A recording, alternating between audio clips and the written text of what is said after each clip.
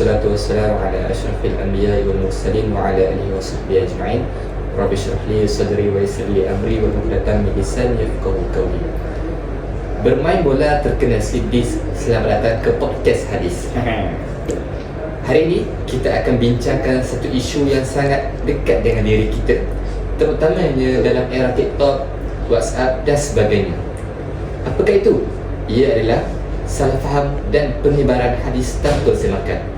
Sebelum kita bergerak lebih lanjut, saya ingin memperkenalkan dua panel kita pada hari ini yang berada di sebelah kiri saya. Panel pertama, saudara Muhammad Nur Irfan bin Nur Salman daripada Option Pendidikan Islam dari kelas 1-2D. Seterusnya di sebelah kanan saya, Wan Muhammad Hafiz bin Wazli, juga dari Option Pendidikan Islam dan juga dari kelas 1-2D. Dan saya, saudara moderator Wan Ahmad Nasrani bin Muhammad Wahidi, juga dari Pendidikan Islam dan kelas 1-2D. Baiklah, persoalannya, mengapakah integriti dalam mendepani salah faham hadis penting dalam memelihara kesucian agama?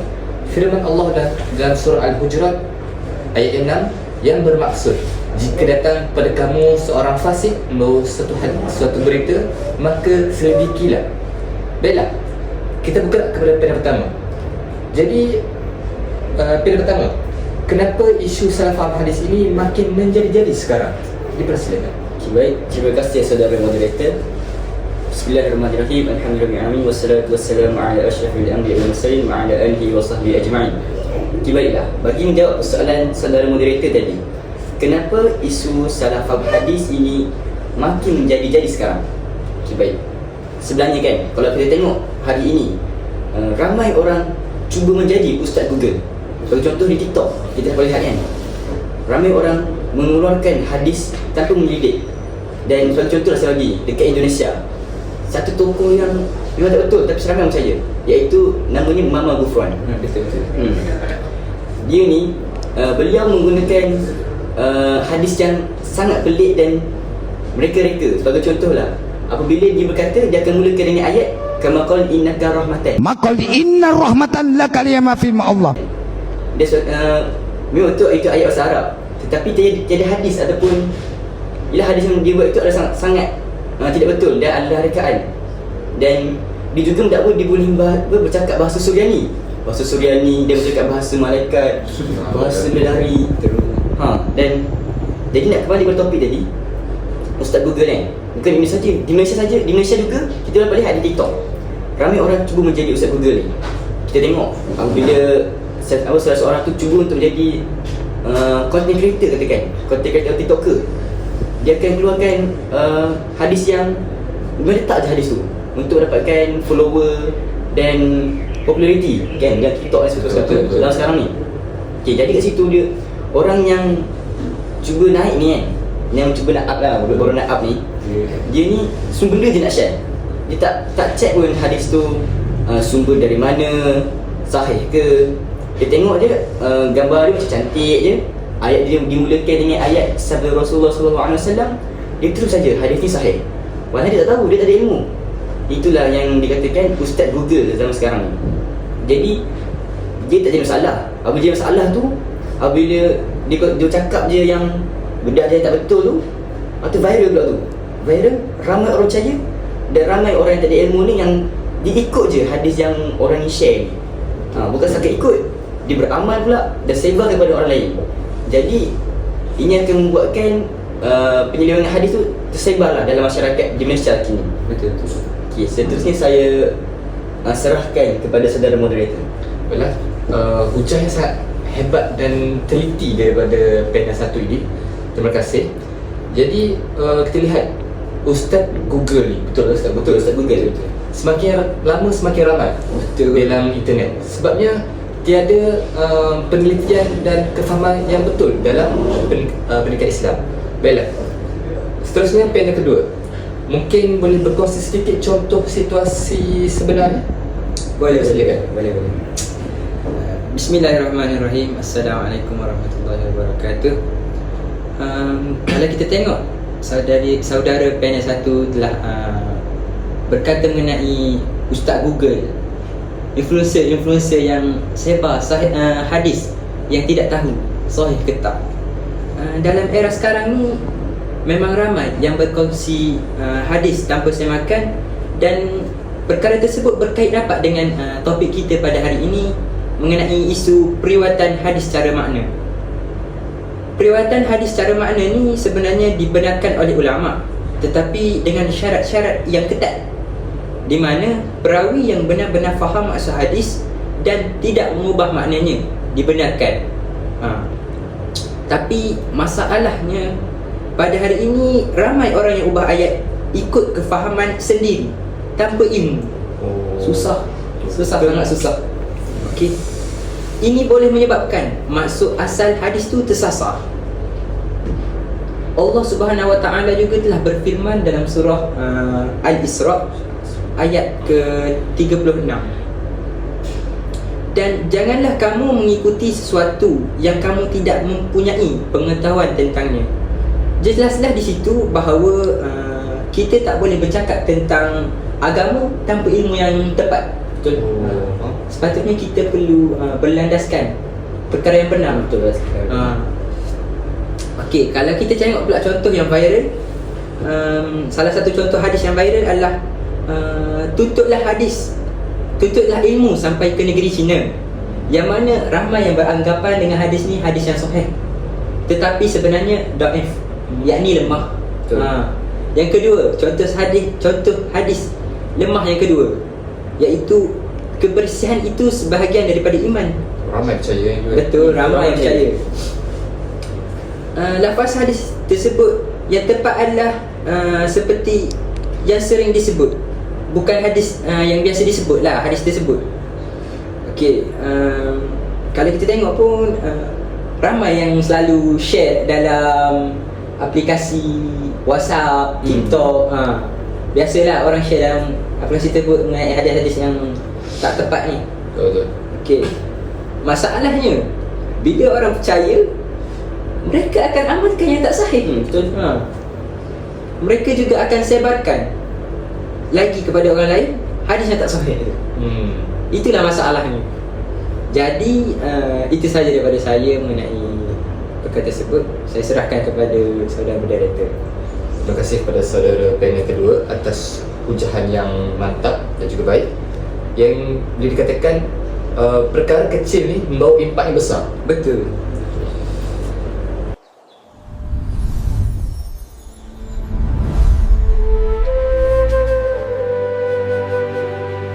Burung merpati terbang tinggi hingga sebentar di pohon senang. Dulu berhenti bukan berarti pergi, kini kembali gegarkan arena. Kembali lagi dalam podcast hadis.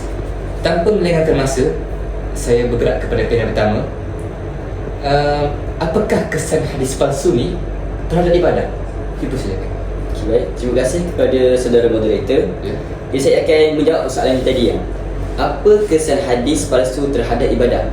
Okey, jadi hadis palsu ni dia memberi kesan sangat serius dalam kalangan masyarakat, bukan sahaja di Malaysia, bahkan di seantero dunia. Okey, baik. Jadi saya akan ceritakan sikit apa kesan lah daripada hadis palsu terhadap ibadah. Contoh pertama saya akan bagi, orang buat ibadah berdasarkan benda yang tak sahih. Macam mana tu? Okey, contoh saya bagi satu lah. Kita sering dengarkan apa amalan khusus bala tertentu tanpa sandaran lah. Bagi contoh lah, ada orang kata kat kita kena buat ibadah khas pada malam tertentu. Malam tertentu ni bukannya sebagai macam malam Lailatul Qadar. Sebab malam Lailatul Qadar kan ada alien kan. Betul. Okay, macam contoh ni, contoh orang kata kat kita macam contoh malam nisfu Syaban, mesti buat solat sekian-sekian dengan rakaat sekian-sekian dengan cara yang sekian-sekian. Jadi benda memang tak ada dalil sahih dan tak betul lah, benda memang tak betul. Jadi perkara yang tidak betul dan hadis yang tak sahih ni membawa kepada penyelewengan dalam hadis. Saya beri contoh lah, satu hadis daripada Rasulullah SAW. Rasulullah SAW kata, "Man kadzaba alayya muta'ammidan falyatabawwa' maq'adahu minan nar." Yang bermaksud, siapa yang berdusta atas namaku, maka bersedialah barang-barangnya di dalam neraka. Jadi hadis ni menceritakan betapa teruk atau betapa beratlah azab bagi orang yang berdusta atas nama Nabi dan berdusta dalam mereka-reka hadis ni lah. Okey, contoh lain lah, kesan ibadah lain lah, kesan lain. iaitu wujud amalan tambahan yang Nabi tak ajar, ataupun dikenal sebagai perkara bid'ah lah. Jadi perkara bid'ah ni kita tahu ada dua kan. Apa betul bid'ah yang Baik, buruk. baik? Betul. Sebagai contoh saya bagi tahu apa? Kita tahu bid'ah yang baik. Okey, bid'ah yang baik ni memang Nabi tak buat, tetapi perkara itu ada kelebihan lah, kelebihan dan kebaikan. Sebagai contoh lah, apa itu bid'ah baik? Ya baik Ni tahlil. Betul, tahlil baca Yasin malam Jumaat tu. Jadi apa tujuan tahlil ni sebenarnya? Tahlil ni sebenarnya dia memanglah ada juga yang katakan dia akan memberikan apa pahala kepada semati kan. Tapi sebenarnya tujuan utamanya adalah untuk mengajak orang-orang untuk bertasbih, bertahmid kepada Allah Subhanahu Wa Taala. Jadi dia memang perkara bid'ah itu adalah perkara bid'ah yang baik lah. Itu daripada segi bid'ah yang baik. Dari segi bid'ah yang buruk pula, contoh lah saya tahu lah, satu video TikTok tu di kubur ada orang ni pakai pakaian warna hitam putih keliling kubur tu, goyang, tak tahu buat apa kan.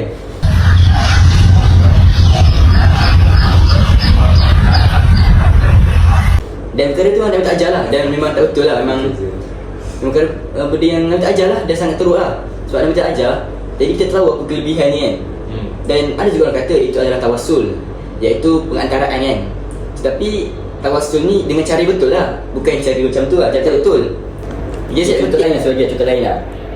Seperti ni kita tahu kan, kita pernah dengar cakap kan, orang tinggal solat ni akan kena 15 jenis azab.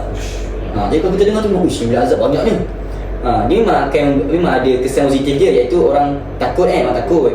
Tapi itu kesan negatif lagi besar, iaitu dia akan sebarkan kepada generasi seterusnya hadis palsu ni.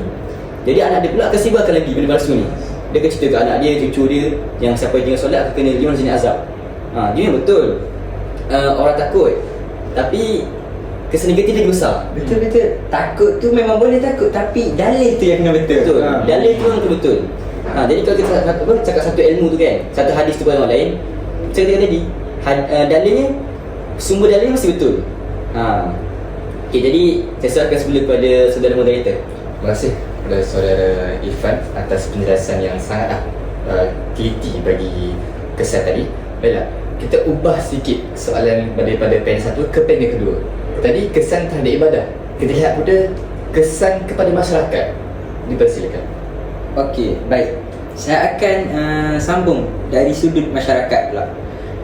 Kalau kita tengok, kesan hadis palsu ni bukan kecil, malah boleh merosakkan struktur kefahaman agama kita. Okey, antaranya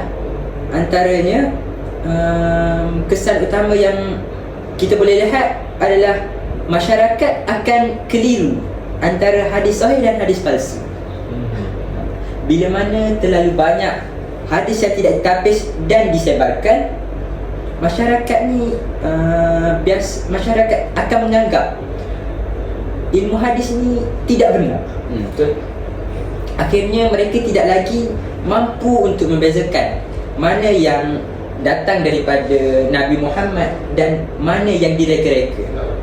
Okey, seterusnya ialah hilang kepercayaan terhadap sumber hadis. Makna katanya, apabila seseorang itu tidak sedar bahawa banyak hadis yang tersebar yang mana hadisnya adalah palsu, mereka mungkin akan hilang keyakinan terhadap hadis. Ini boleh menyebabkan terjejasnya pegangan terhadap sunnah. Okey, seterusnya pula, kalau kita tengok dalam surah Al-Quran, Allah telah berfirman dalam surah Al-Hujurat, seperti mana yang telah dibaca oleh saudara Danish tadi, wahai orang-orang yang beriman, jika datang kepada kamu seorang yang fasik membawa suatu berita, maka selidikilah kebenarannya. Di mana ayat tersebut menjelaskan bahawa setiap maklumat termasuk hadis perlu disemak terlebih dahulu sebelum diterima atau disebarkan. Makna katanya, kalau kita tak semak, kita bukan sahaja berisiko menerima hadis atau perkara yang salah, malah boleh menyebabkan orang lain menerima hadis yang tidak sahih.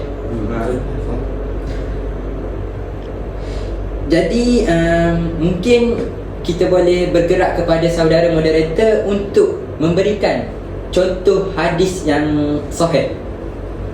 Sebelum saya bawa kita kepada hadis yang betul dan sahih sebagai perbandingan, saya nak ringkaskan bagi segmen ketiga tadi, yang mana didikan agama itu sangatlah penting. Tipulah kalau orang kata susah nak pakai didikan agama, kerana di sekolah sejak dini lagi kita diajarkan tentang pendidikan Islam. Dan jika tidak mampu, adanya sumber internet, dan kita boleh cari dari sumber-sumber yang sahih tentang pendidikan agama ini. Baiklah, kita tengok contoh hadis memang sahih dan jadi asas agama, dan mungkin kita boleh jelaskan dia juga dari sudut takhrij. Saya rasa pen satu lebih arif tentang hal ini, jadi dipersilakan. Okay, baik, terima kasih kepada saudara moderator. Jadi di sini saya akan petik satu hadis daripada kitab Hadis 40 Imam Nawawi, iaitu hadis ketiga dalam kitab tersebut mengenai rukun Islam. Dalamnya Rasulullah SAW bersabda,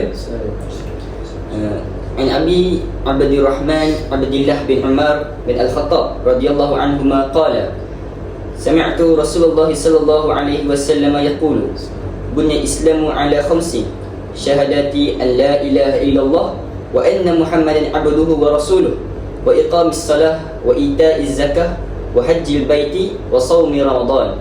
Rawahu Bukhari wa Muslim. Maksud hadis ni daripada Sayyidina Abu Abdurrahman Abdullah bin Umar bin Al-Khattab radhiyallahu anhuma, beliau berkata, aku mendengar Rasulullah SAW bersabda, Islam dibina di atas 5 rukun: bersaksi bahawa tiada Tuhan selain Allah dan bahawa Muhammad adalah hamba-Nya dan utusannya, mendirikan solat, menunaikan zakat, mengerjakan haji di Baitullah, dan berpuasa pada bulan Ramadan.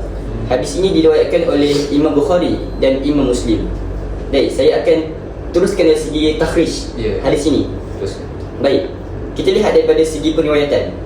Hadis ini diriwayatkan oleh dua imam tokoh besar, iaitu Imam Al-Bukhari dan Imam Muslim, yang dikenali sebagai Syaikhan. Dan status hadis ini iaitu muttafaqun alaih. Kerana muttafaqun alaih kerana disepakati oleh imam besar tersebut. Jadi hadis ni antara hadis yang paling tinggi darjatnya dalam Islam ni. Sebab kenapa? Hadis ni juga menceritakan tentang rukun Islam. Jadi nak jadi Islam ni nak jadi Islam yang sempurna, kena lengkap 5 rukun ni dulu. Okay, tengok dari sudut sanadnya pula. Hadis ini sanad dia bersambung, tiada putus-putus sanadnya, sampai daripada awal Rasulullah sampai kepada Imam Bukhari dan Muslim. Kita tengok dari seterusnya, kita pula dari segi perawinya. Dalam hadis ni perawinya semua siqah. Kita tengok Imam Muslim, Imam Bukhari, semua siqah. Dan hadis ni juga tiada syaz dan tiada illah. Kita tengok apa itu syaz dan apa itu illah. Baiklah, syaz ni secara mudahnya nak kita tahu syaz ni apa. Syaz ni iaitu hadis yang diriwayatkan oleh perawi yang dipercayai tetapi bercanggah dengan riwayat yang lebih kuat. Macam mana tu kan? Sebagai contohlah, 5 orang perawi siqah ni meriwayatkan hadis Nabi macam A. Lepas tu ada lagi satu orang perawi siqah ni pula diriwayatkan hadis macam B. Dia seorang kan. Jadi 5 orang tu lebih kuat, maka yang satu orang tu dipanggil syaz sebab bercanggah dengan yang lebih kuat. Seterusnya apa itu illah pula? Illah. Jadi dari segi mudahnya, illah ni kecacatan tersembunyi dalam hadis yang boleh menyebabkan hadis itu lemah walaupun nampak macam sahih. Jadi illah ni sebenarnya lagi susah kita nak kesan. Sebab kita tengok hadis ni, sanadnya nampak macam lengkap, perawinya semua nampak bagus, tapi ada kesilapan halus yang hanya ulama pakar je yang boleh kesan illah ni. Contoh illah. Contoh saya bagi, nama perawi tersilap, tertukar orang, tertukar kedudukan ke, tertukar nama. Lepas tu sanadnya dapat bersambung, tapi selainnya terputus. Contoh daripada Nabi sampai kepada sahabat, sampai kepada perawi yang moden ni, di tengah-tengah tu ada hilang satu perawi, automatik dia akan jadi illah tu. Dan terakhir, perawi tersalah dengar atau tersalah hafal.